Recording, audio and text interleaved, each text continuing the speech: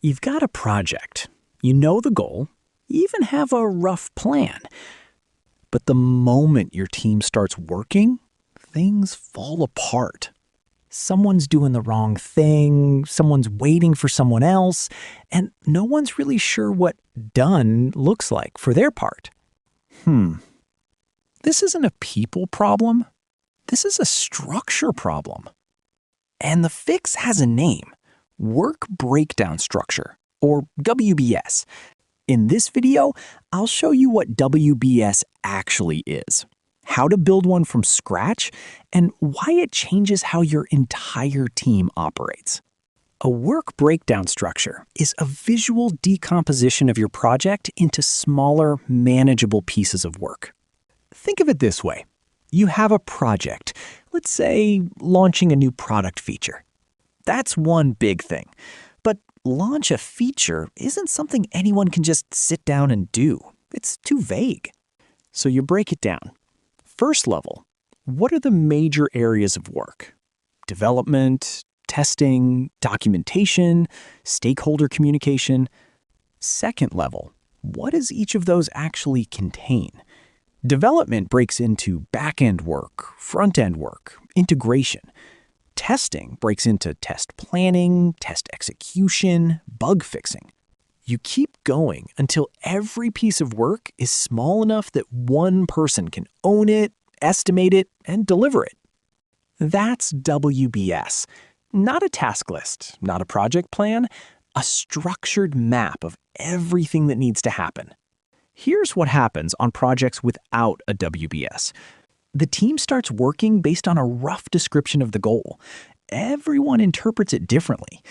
Halfway through, you discover that two people were doing overlapping work, and a third critical piece has nobody assigned to it. You didn't plan for it. You just didn't see it. WBS forces you to make the invisible visible. When you decompose the project on paper, the gaps show up early, before they cost you time and credibility. It also does something else. It gives your team clarity.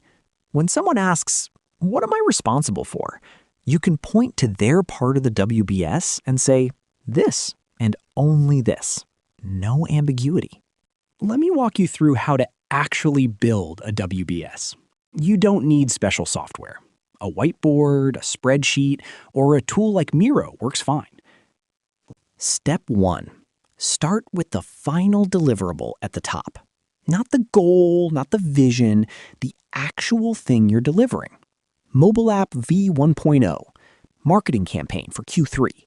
Put that at the top of your structure. Step 2. Break it into major components.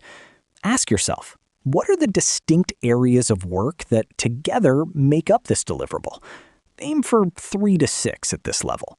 These are your first level branches. Step 3.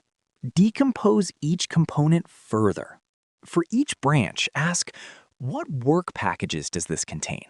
Keep going until each item is small enough to estimate and assign to one person. That's your signal to stop. Step 4. Assign ownership. Each work package gets one owner, not a team, one person. That doesn't mean they do it alone, but one person is accountable for it. Step 5. Review for completeness. Go through the whole structure and ask, is there anything the project needs that isn't represented here? This is where you catch the things that fall through the cracks. A few things I see go wrong with WBS in practice. First, confusing WBS with a task list. A WBS is not a to-do list. It's a decomposition of deliverables and work packages, not a sequence of actions. The sequence comes later when you build your schedule. Second, going too deep too fast. Some project managers try to decompose everything down to individual tasks on day 1. You'll burn yourself out, and the structure will be wrong anyway because you don't know enough yet. Decompose to the level where you can estimate and assign. Leave the rest for later. Third, building it alone. WBS should be built with the team, not handed to them. Your developers know what's inside back-end work better than you do. get them in the room or on the call. The act of building it together is itself valuable. It surfaces assumptions and disagreements early. So let's pull this together. A work breakdown structure is how you turn a vague project goal into a clear, structured map of work. It makes the invisible visible, eliminates overlap and gaps, and gives your team real clarity about what they own. To build one, start with the deliverable. Break it into major components, decompose to estimable work packages, assign one owner per package, and review for completeness. It takes time up front, but it saves far more time later because you're not firefighting gaps and confusion halfway through the project. In the next video, we'll take the WBS and use it to build an actual project timeline. We'll talk about Gantt charts, what they're good for, where they break down, and how to use them without turning your project into a rigid plan nobody follows.